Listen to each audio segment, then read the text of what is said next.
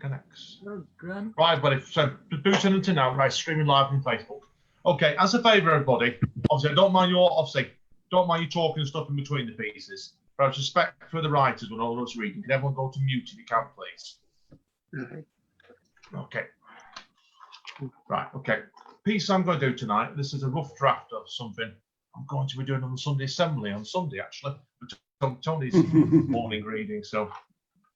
But I'm doing a couple of pieces. And this one, it's an old piece, but I think it's kind of close to what the theme they'll be doing there. So I'll probably rejiggle this a little bit Sunday morning. But this is Backwards Winter Art on the Seafront, and it's about winter promenades. So I think it's quite suitable this time of year. Sculpting new kinds of art on the promenade. The wind waits for the snow to finish before turning the pier into a one-way walk, turning your every footstep into a swirl of imaginary fingers, fumbling with your front door over every step backwards. Freewheeling the opening hours of the arcade into sudden close as the staff rush everybody out before pulling down the shutters, gripping the handlebars outside, tapping the keypad number over and over until the beep carries out Morse code across the wind. Glitter on the entrance turns white in seconds, and the attendants blowing the whistle like a lifeguard, singling swimmers they are doing something stupid or just plain reckless. And the old gypsy lady stood there with her crystal ball, her arms pointing northwards as the snow covered first her head, then her body absorbed in the moment, almost like she was carrying a memory of some kind of past life in her tears. Turbulent in regret, the more the snow came down. Cheers, guys. That's me done. Okay. Thanks, everybody. Okay, first one then is going to be episode 4, the wonderful David Mellor. Okay, I've got 2 short sermons or poems. And the first is from the biblical book of Alexa, chapter 7. And he came bearing gifts. And lo and behold, they found the Argos catalogue nestled in a manger. The 3 wise men next, Aldi and Little, came bearing gifts. I have a handcrafted suit for you, Aldi, a fluffy carrot. And Little, German Stollen. The Archangel Snapchat shared a picture of the Virgin Mary, and it was a scoop. And he grew to spread the word on the Sermon of the Mount, and he brought big gifts delivered to your door. Amen. It's a miracle. He touched the tablet, and the angels dropped heavenly gifts to their door. Behind him, they saw them. Luke, we're in heaven. He walked amongst them. Oh, Holy One, this is a joy to behold, but my father is very ill. Can you heal him, Jesus? Has he got private insurance? Thank you. And finally, Christmas is coming round and everyone will be together and we all love it. But when we get there, we rather fucking hate it. We're seeing people we don't even like. And these are many Christmases. We gathered round and tucked into some family misery. Of that there was plenty. Forgettable presents were opened and discarded. A carving knife, very nice, for a vegetarian. A heavy metal CD for the soul fan. We pulled crackers, of which most of them were, and left everything which had to be said unspoken. And slowly we crept back to our separate lives, trying to forget the misery that the others had caused inside. Bah humbug. Thank you, everybody.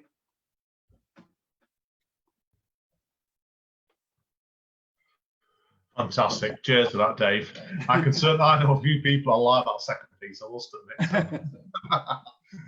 Anyway, Cheers, okay, moving straight on now. So, okay, next one up, we've got our first lady of the night now, and this lady is a good friend of mine, and Amanda's, and I know we've not been well tonight, and so we want to get straight off. Now, Jenny, I know you've got a book out shortly as well, haven't you? So, and Andy, I've forgotten. You want to tell me what your book's called as well before you read you your piece do as well? realise you've just called me a lady of the night. The first lady of the night. That was my introduction. Hi, everyone. I'm not a hooker. It doesn't get any better. I have got a book coming out called The Great Whoops. Escape. Whoops. It's not called First Lady of the Night, is it, book? It's not, but that does marry up with one of my haikus for tonight. Yeah, The Great Escape, and it's of all my work I've done in the prison system of being a poet in prisons. So it's to give a voice to different people, prisoners, families, and that should be coming out mid-December. So thanks for that plug, Andy. Thank you. So shall I go straight into it? Okay, I've had a throat infection. I know you don't all need to know that. I've not been writing loads. So I'm going to read something. It's a bit random. I've recently done it for a commission. The reason I'm reading it on an open mic, I've got permission off the person. It's a national, it is, let me see. I recently did a commission for Suicide Bereavement UK. And it was a really big event. It was a worldwide event and it was fantastic to be a part of. It's National Grief Awareness Week. So I'm going to use one of those poems to just bring awareness to those suicide bereaved. So my poem is called They Say Nout. They say nout, won't give it away. Queue up for the bus, get on and pay, engaging in saturated small talk and make-do smiles. They casually smirk around the clock, keeping it stum from him and her mum and the big mouth neighbour's son next door. They won't unbite the lip, keeping hold of that tight grip of the family tree's facade and fear of being found out. Recovering from the worst kind of theft, a loved one they cherished, left them bereft, but it ain't talked about, not round here. With every belief and religion, they can't set the cat amongst the pigeons in fear of being blamed or judged. You see them tucking into pie and chips. Nothing leaves the lips, revealing how they really feel inside. They take it all on the chin, man up in a thick skin and bottle up the guilt trips. In trepidation of the odd quip, they remain stiff upper-lipped and silence those struggled thoughts. Not knowing how to confide that their loved one died of suicide. So they still abide by societal taboos and they say nout. Thank you. That was that. So now a little less serious. I've just done a few quick haikus to share, if that's okay, because my voice is running out. You know, I lost my voice and my husband's never been so happy. I don't know what that really says. So to marry up with my introduction, lockdown lane. COVID-19 sucks. No swanky hotels or bars, just blowjobs in cars. That's the first one. Dare to dream. I'm catastrophic. Dramatise all my thinking. My brain's on a stage. This one's titled Men. I saw his head roll like a Catherine wheel on speed. He perved at her ass. And Sweet Talker. It's said at night he's a sesquipedalian. Morning makes him mute. Thank you. That's my little set done tonight. That was great. Wow. Brilliant stuff, that, Jenny. It's Thank good you. to see your voice held up then as well. So I know that's why I'll get you on early tonight in case your voice went again later on. I wasn't sure how well you did. So Really appreciate that. yeah, it's been brilliant there. So I'll take it then, just we move on then, Jenny, quickly out of curiosity. Yeah. I wasn't aware you wrote haikus. Is that something you just started doing, or is it something very regular for you? No, I do them regular actually. Don't really perform them. I do a lot with the prisoners with haikus because I think it's great for learning new words and vocabulary. It relaxes me. So yeah. I just think it's a good warm up for any writers anyway. Because like I've got into them over lockdown. Because during lockdown, I think as a writer, it's good if you try and push yourself to learn to do new skills. So Yeah, no, fantastic. Thank you. Thank you again. Yeah, we'll let you rest your voice now. Okay. Yes, Andy. Okay. moving straight on now. We're up into near where me and Amanda live this next writer, because I know he doesn't live far from us. He's given us a lift back and speak easy when we used to do Stretford several times, and I was always grateful for him. He's a lovely guy. He's a great poet. Roy Page. Hi guys, can you hear me? Okay, yeah.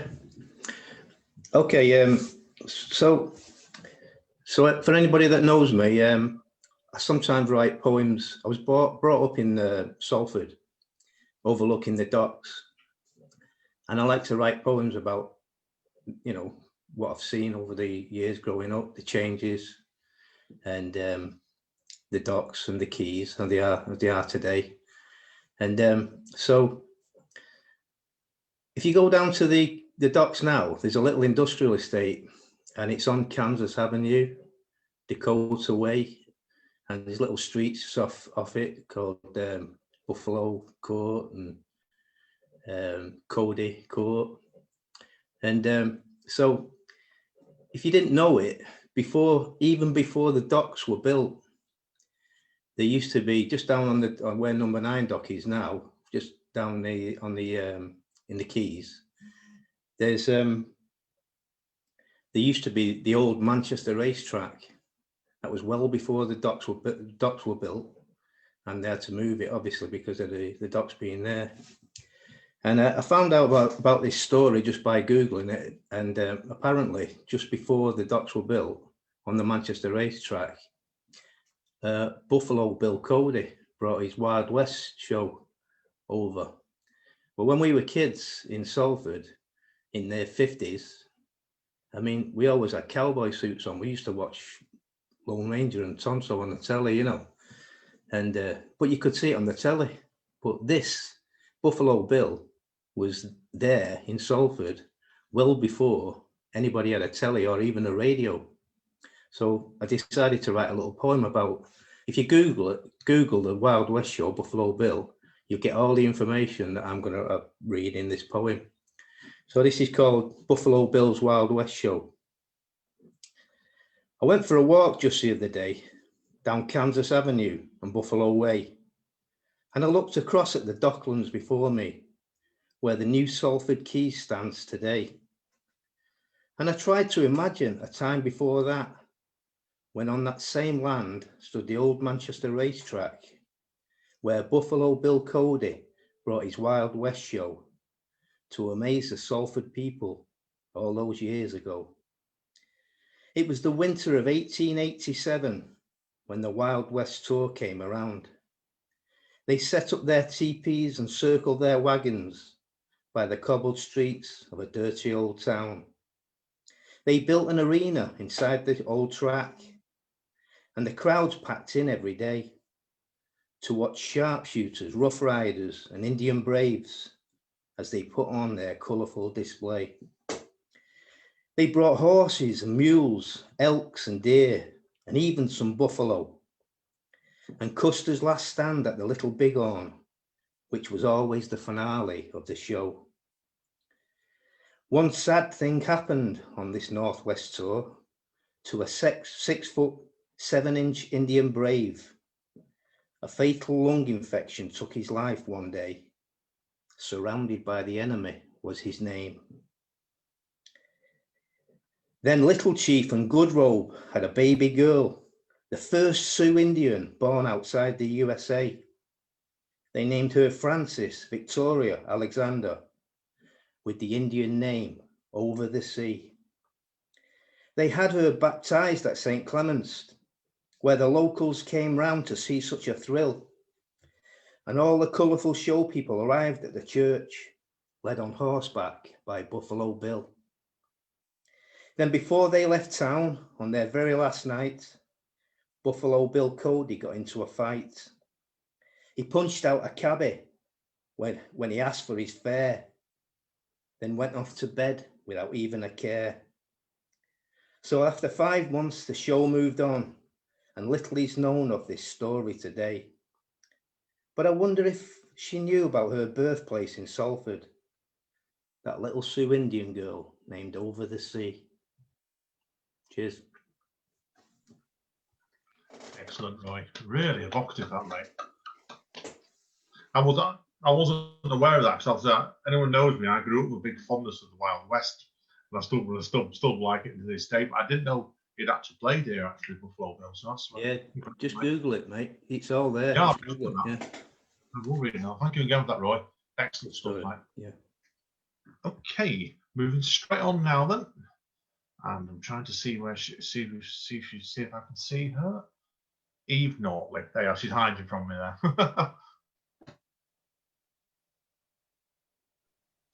Second lady of the evening, right? Yeah, I'm not going to do more crack about that tonight, so I'll drop myself in it completely. Over to Eve. Hi, Andy. Can everyone? Well, hello, everyone. Can you hear me? Okay. Yeah, great. Strangely, the first poem I'm going to read is a piece about silence, because the lockdown's been a great time to make friends with silence. I revel in the silence. Let it flow over me like liquid silk. There is contentment and truth in silence, an assurance that we are one with God. I revel in the silence. Let it caress me like a doting mother. I can dream in the silence and feel my atoms meshing with the universe. I revel in the silence. It has weight, depth, and emotion. I do not think silence is golden. I think it is all colours and no colours, all notes in the harmonic scales of life. I revel in the silence. It feeds my hunger, assuages my thirst, cherishes, nourishes, and fulfills me. I am the silence. Thank you.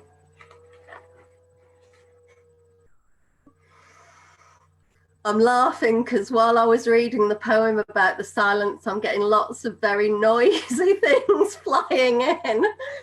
Okay, my second poem is it's actually about child abuse, and it's called Rainbow Child. She was a rainbow child, orange harem pants tucked carelessly into long grey boots. She twirled wildly in the spring sunshine. Green floral tunic, showering flowering forget-me-nots over torso and hips. She danced on and on. With vegan white leather belt and elephant print hemp handbag, she was saving the planet one accessory at a time. Untamed yellow hair, blood red lips, assured azure blue eyes, milk chocolate brown freckles on pink skin. She was a rainbow child, laughing at the world as she pirouetted and holding the blackness within her. Thank you. That's great. Wonderful. I must admit, on that first piece, a few people commented there. I thought those pingies were on purpose and just to raise the emphasis on silences. Yeah, actually, I think it works actually. I mean, they're asking each other, is that on purpose? We weren't sure there. But excellent stuff. Thank you as always. Thank you. Okay, moving straight on then tonight. I'm doing really well tonight. Right, we've got a debut tonight now, so I'm going to put the guy under a lot of pressure now. No, next gentleman, I've known this gentleman, blimey, what? Andy, how long have we known you for? About 3 or 4 years? About 4 years now, yeah. 4 years, yeah. 4 years, Andy yeah. Millington is on next. Me and Amanda know him from Nights at Stockport, which is a group we regularly go to over in Stockport way. And he's also regular over at Work Central, so I'm really pleased we've got him here tonight. He's a fantastic writer. Andy Millington. Thanks, Andy. So I thought we'd have a bit of a Christmas theme, bit of a mixed theme. So I've got 3 pieces. The first piece is a couple of years ago. I don't know if people are familiar with Catching the Tube in London. If you are, it can be quite an ominous place sometimes. So we'll start with that. and then we'll move on to a couple of light-hearted pieces to get you in the mood for Christmas. Okay, this one is called Minstrels. Through each carriage, these modern minstrels play as the tube rattles beneath the wet streets. Passengers put their heads down, look away, pick up a discarded metro, retreat to a private world. Anything but pay for this trio Mexicana-style beat of Christmas carols. A Chihuahua trumpet, scratchy violin, an ancient squeeze box play jingle bells, while the paper cup gets cast off coins from the nose of lots of embarrassed commuters just desperate to hide. But these Roma don't mind. They knock spots off other chuggers, but they have an air that life is hard, cheap, and they just don't care. Thank you. Second is everybody has, we all have our own things that we do every year at Christmas. This is one of my few trips to church, and this is from a couple of years ago, and it's absolutely true. Okay, it's called In Concert. The vicar couldn't pick her out where he stood ministering to his Christmas flock, locked into his sermon, unable to determine sounds in the round. He easily missed her. In her own time, the old woman chimed her part with a ripping fart, zipping off the hard canvas of the folding wheelchair. Her white hair unmoved, her stoic expression said, "Prove it," to the girl who turned around.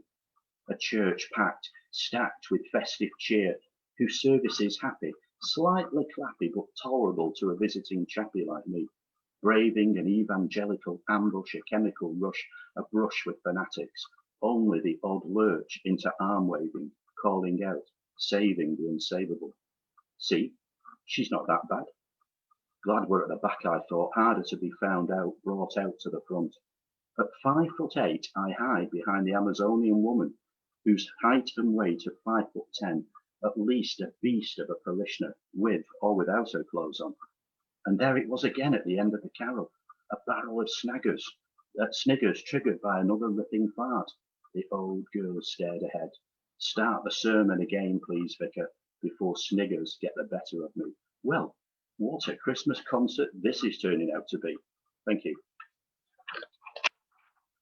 And finally, I don't know if it's you, but certainly around where I live, people have gone into overdrive with lights. It's obviously to do with the events of this year, but people have gone bonkers with lights. And so this is a reflection of where I live and probably where you live. Christmas, lights, action.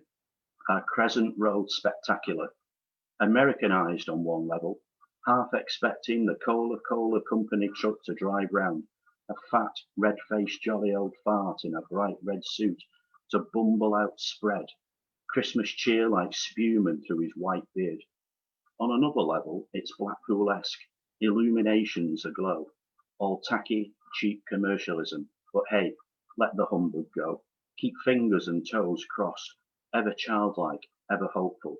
Please, let it snow, let it snow, let it snow. Thank you.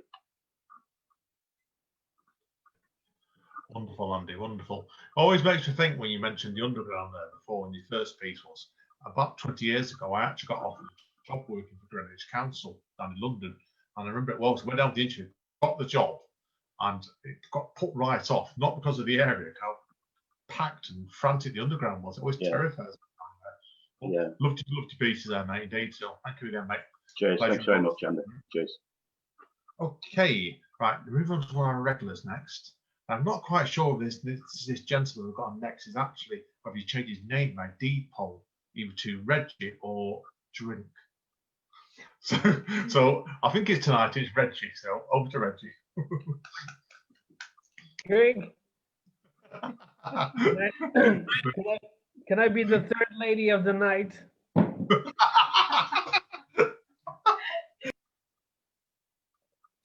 right, here we go, kids. Oh yeah, drink. All right. Drink. All right, so the first one is called, that's not the name, it's called The Top View. So I lived on the ground floor. It was good and steady. feeling the ground below my feet. That was comfort and peace. But the neighbors upstairs made an awful lot of noise, and I could feel their stomping on my head late at night. Suddenly, the ground on my feet wasn't enough to comfort me, so I moved to the second floor flat, thinking now I'm in the middle. It's easier to take when you're also giving. But the neighbor below complained about my pacing early in the morning and my coins dropping from my pockets as I arrived from yet another drunk night out. Enough with the judgment, so I moved to the top flat, thinking this is where it's at. Even in the early mornings when birds nested just above my bedroom ceiling, or late afternoons when the neighbors danced to a new jazz tune, I had finally found solace. And despite my feet not touching the ground, nor being in the middle, giving and taking, I was finally at the top. And now I can easily avoid complaints about my pacing in the dawn and snoring well past dusk. It's all buzz, but no sting. Life is good when you got the top view. Drink.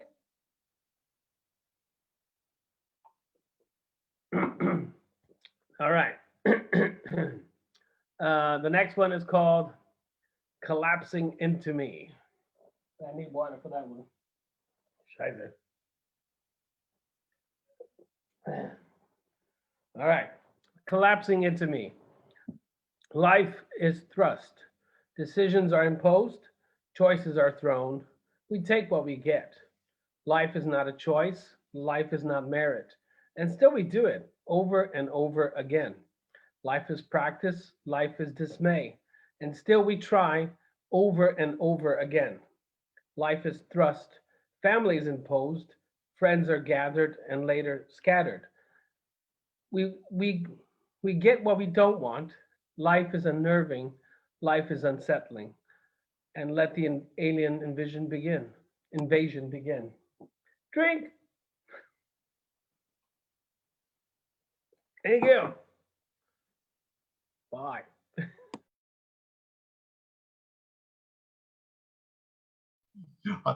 You should definitely reach that name, Reggie, definitely to Drink. That way then, when people introduce you on stage, just say, Drink. Thank you, mate, as always. Great stuff seeing you, mate. Okay, poor lady has got to follow Reggie now. There's a lady also suffers him often when our writing workshop, doesn't she? So you always wind her up. So she's a fantastic writer as well. Antonia. Hi. Okay, so I've got 3 new ones. I've not really been writing very much, just because life's really boring at the minute. However, I found these 3 sort of sat in my notes waiting to have something done to them. So they're kind of a bit work in progressy. And as with most of my writing, truly miserable, all 3 of them. So strap in. Okay, this is the first one. I feel the weight of every poor decision I've ever made sitting heavy on my back, digging in and causing lesions that will never heal because I can't reach them to soothe them. They will only heal if you bathe them, but for you to bathe them, you'd have to come close enough to forgive me. Your forgiveness is my only hope of avoiding gangrene. That's the first one. And the second one is about my family. We are sat in the middle of a global pandemic and my family has fallen apart. I was hoping we'd be pardoned, but my stomach stings with anxiety and refuses to be soothed. My mother is a broken shell of who she should be. My sister paints her beautiful face with stripes of bravery, and my father is the cause, with his force and his anger and his inability to love without there being something in it for him. And I'm woke to the point of knowing that this man is broken, and I've had enough therapy to know that it's probably his father's fault. But that doesn't stop his words splicing me open. And the hatred that he spits and his refusal to shift feels gritty in the wounds that I keep stitching up with hope. But I'm just choking on the infection that has gathered in the cuts. That's the second one. And lastly, this one, which is about therapy. This isn't your fault. This isn't your fault, she said. This isn't your fault, said the woman I'm paying £55 an hour to tell me it's not my fault. So, Is it not my fault because it's just not my fault? Or is it not my fault because she says it's not my fault? And is she saying it's not my fault because it's not my fault? Or is she saying it's not my fault because I'm paying her £55 an hour to tell me it's not my fault? Now, we all know I'll never ask the question, though. I'll just keep paying the £55 an hour to hear her tell me that it's not my fault, because it's not worth risking this being my fault for the sake of 55 quid. Thank you. Brilliant stuff. Great stuff. That. I loved the repetition on the last piece in particular, but that was a really good, frequent piece there. Great stuff. Cheers, Andy. Thank you.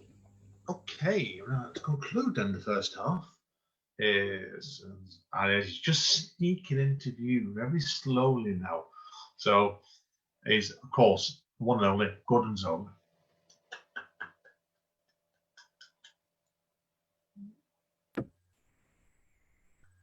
Okay, hello everyone. Just before I start, I just need to do a whisk assessment. It's got nothing to do with my set, but I thought it'd be a good opening. Okay, this first one's called Oh Dear, or Breaking News. Before the lockdown, I used to dabble in magic.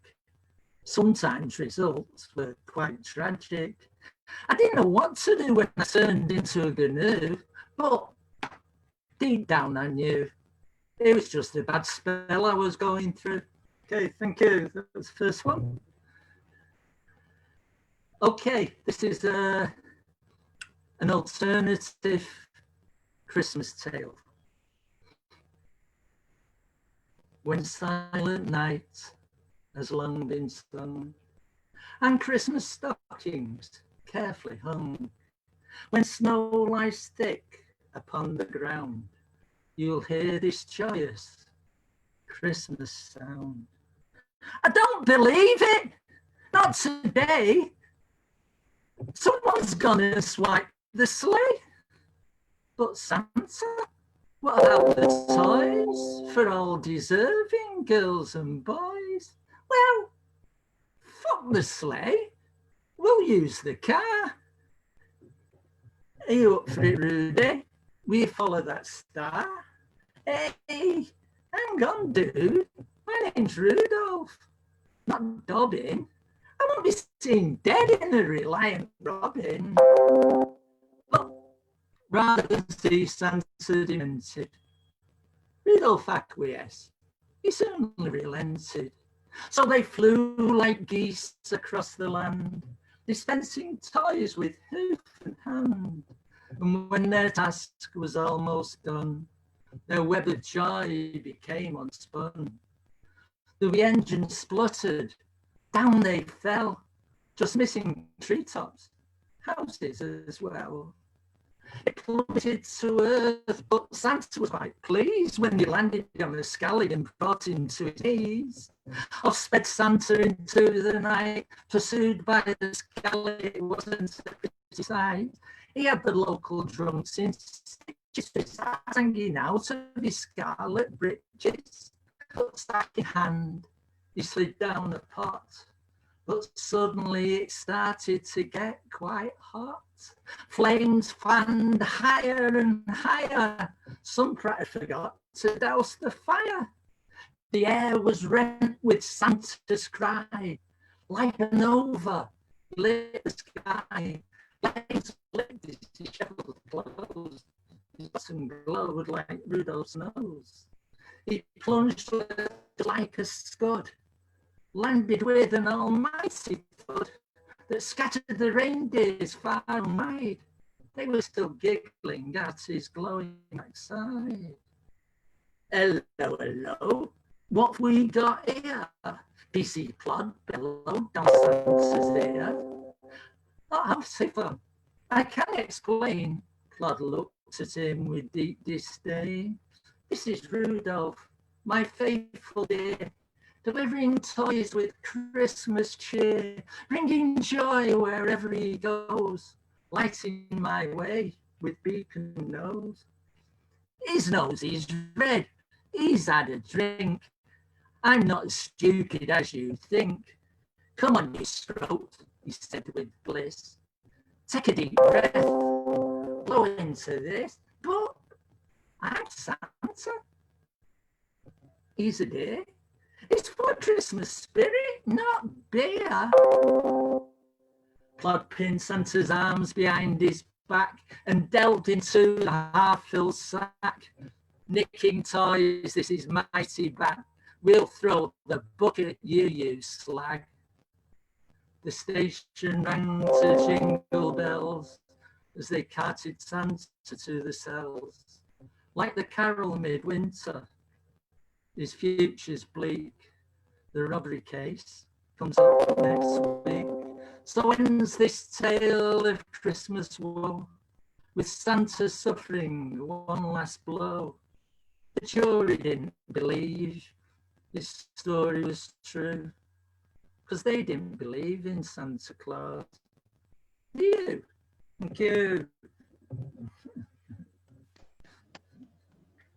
Excellent stuff.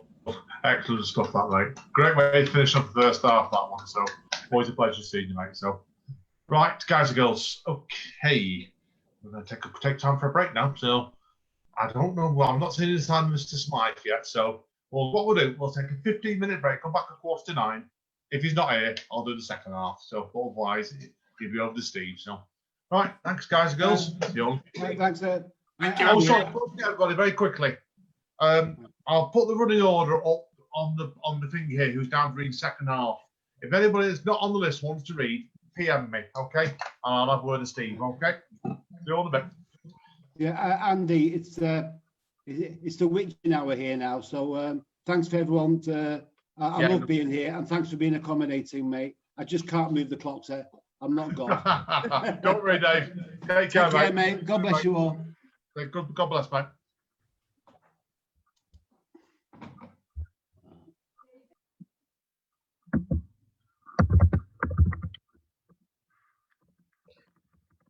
Alan, I've just messaged you. There's a bit of a sound issue. I don't know. A few other people said they had it as well. You sounded a bit like a Dalek for a lot of that.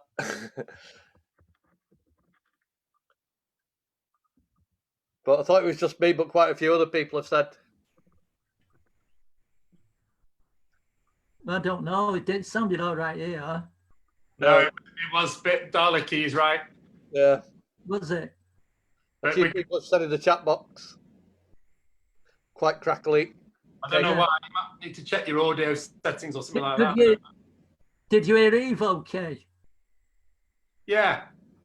Maybe you were a bit too close to the microphone. You were a bit more cracked than she was. So You're moving around quite a lot as well. You were jumping about quite a lot and coming close and far away. It might have been that.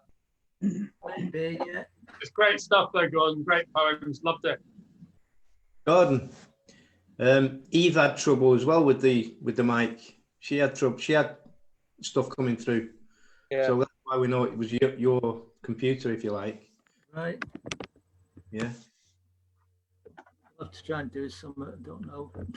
I think it's these messages.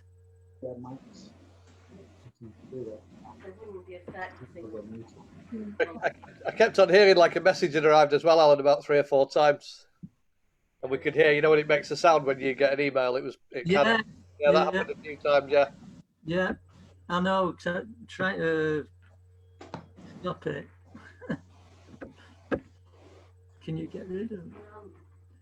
You need to switch the notifications off. Okay, well, come on. Yeah.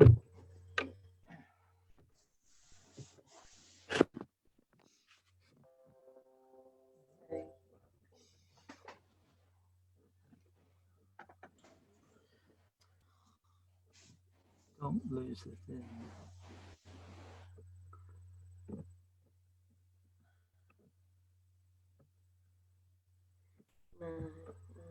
It's not. It won't be on the Zoom thing, will it? No, We'd have to. I don't know. Yeah, I'd have to come out and go back into Facebook and see if I can. Oh, I'll go and see if I can do anything on my. If you switch off on your phone. Well, I don't know. I'm just going to go. Yeah.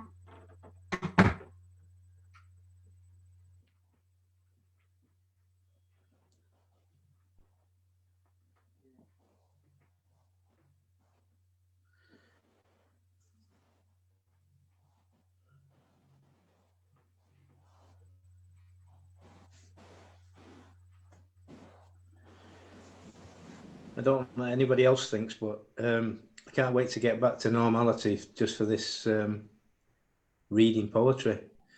I'm not very good with this Zoom. You kind of don't know where to look, and I know. it's tricky, isn't it? Yeah, definitely.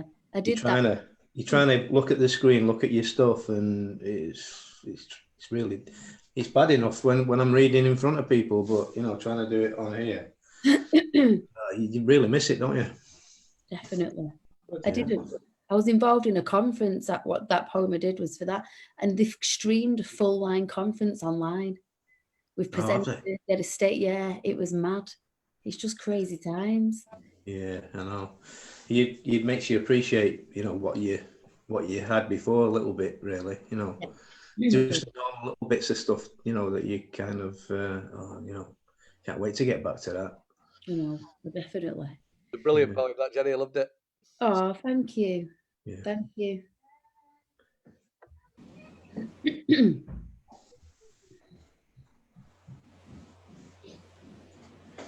Oh, dear.